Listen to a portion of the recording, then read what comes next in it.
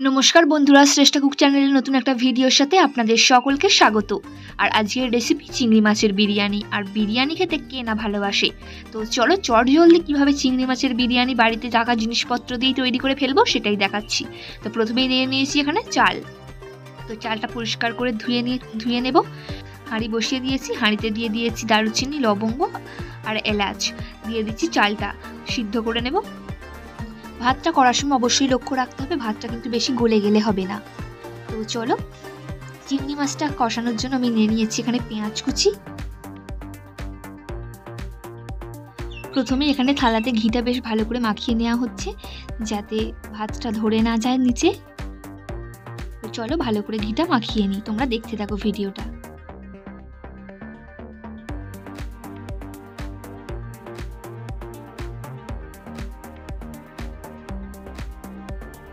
তো থালাগুলোতে দেখতে পাচ্ছ ভালো করে আমার ঘি মাখানো হয়ে গেছে। এবার এতে ভাতগুলো চাড়িয়ে নেব।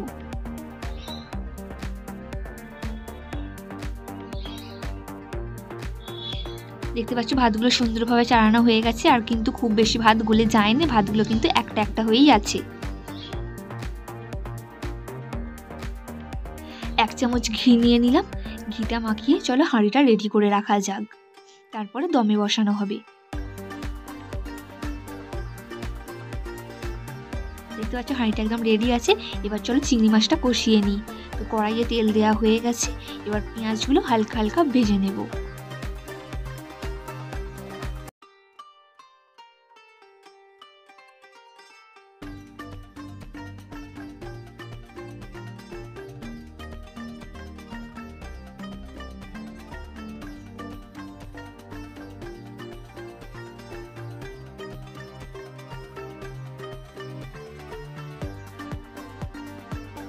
পেঁয়াজগুলো আমার হালকা করে ভাজা হয়ে গেছে। দেখতে পাচ্ছি এখানে চিংড়ি মাছগুলোও দিয়ে দেওয়া হয়েছে। এবার বেশ ভালো করে হালকা করে ভেজে মিশিয়ে নেব।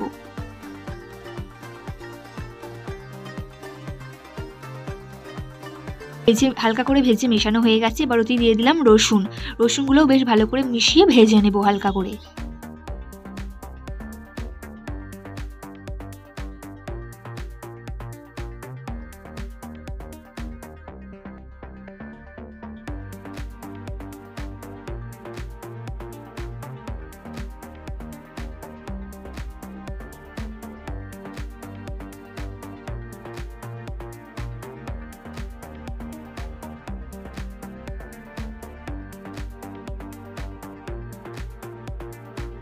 সবগুলো সুন্দর করে ভাজা হয়ে গেছে। এবার আমি দিয়ে দেব 1 চামচ লঙ্কার গুঁড়ো, আর দিলাম 1 চামচ হলুদ গুঁড়ো, দিয়ে ভালো করে মিশিয়ে নেব।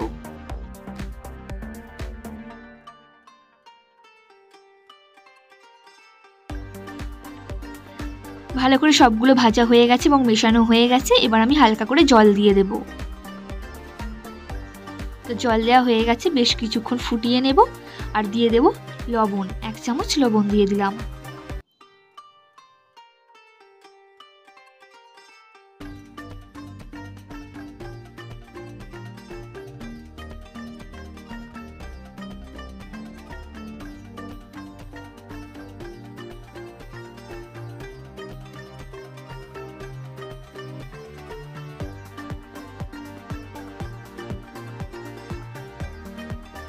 চিংড়ি মাছটা তো সুন্দর করে কষানো হয়ে গেছে। এবার নামিয়ে নেব আর দিয়ে দেব বিরিয়ানিতে ডিম। তার জন্য চলো ডিমটা ছাড়িয়ে নিই। চলো এবার হাঁড়িটা দমে বসানোর জন্য রেডি করে নিই। হাঁড়িতে ঘি লাগানো তো রেডি ছিল। দিয়ে দিলাম ভাত,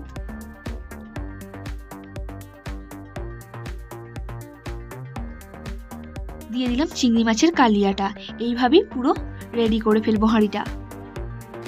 তো তোমরা ভিডিওটা দেখতে থাকো।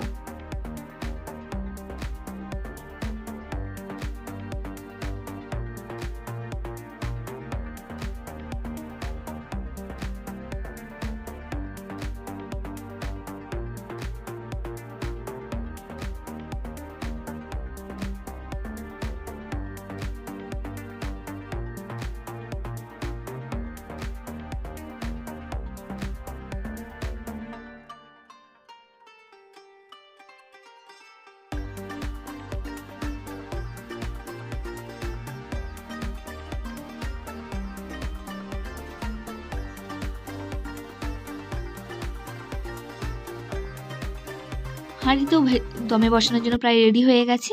লাস্টে একদম দিয়ে দিলাম 1 চামচ ঘি আর দিয়ে দিলাম বেরেস্তা। দমে বসানোর সময় কিন্তু কোনো জ্বালানি দেবে না, তাহলে কিন্তু ধরে যেতে পারে।